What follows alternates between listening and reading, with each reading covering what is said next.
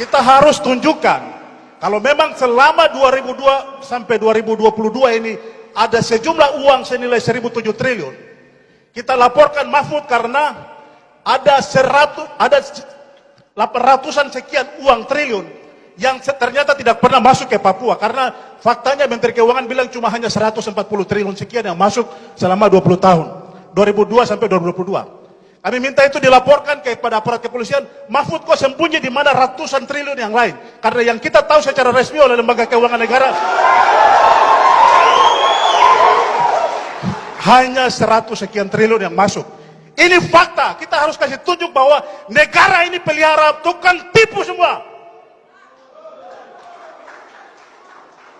Yang berikut, bahwa kami belum melihat juga usaha kita penetapan tersangka. Tadi dijelaskan oleh banyak senior-senior pakar hukum bahwa terlalu prematur, tidak melalui prosedur. Kami minta juga ada laporan polisi yang segera dibuat terhadap oknum-oknum yang menetapkan Bapak Gub tersangka tidak melalui mekanisme dan prosedur hukum.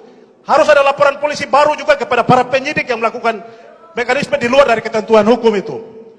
Dan itu kami mohon itu dipertimbangkan dalam waktu dekat, harus ada laporan itu. Saya tidak mengerti bagaimana caranya karena saya juga bukan orang hukum.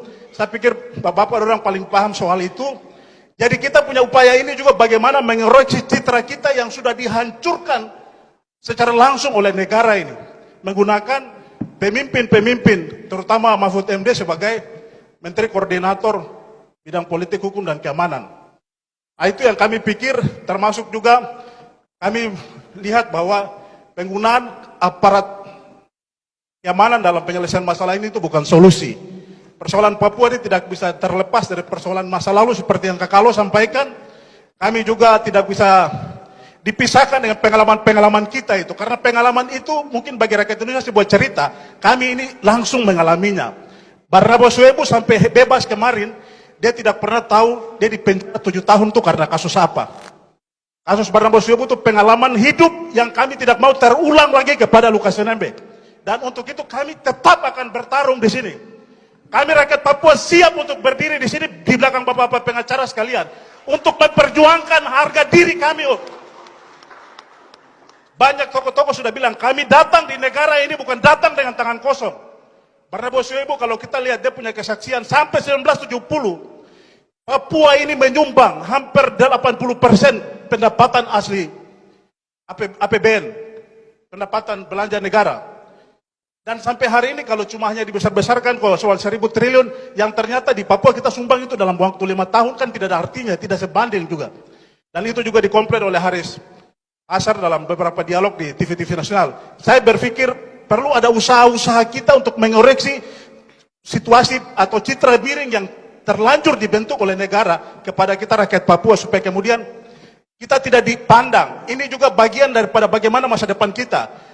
Negara secara langsung bermainkan peran ini berarti ini bagaimana cara negara masuk ke sini supaya ke depan siapapun jadi kepala daerah jangan macam-macam dengan Jakarta. Masyarakat mau hancur-hancur saja, tapi apapun yang Jakarta bicara harus diamankan. Ini kan cara-cara yang tidak benar ini.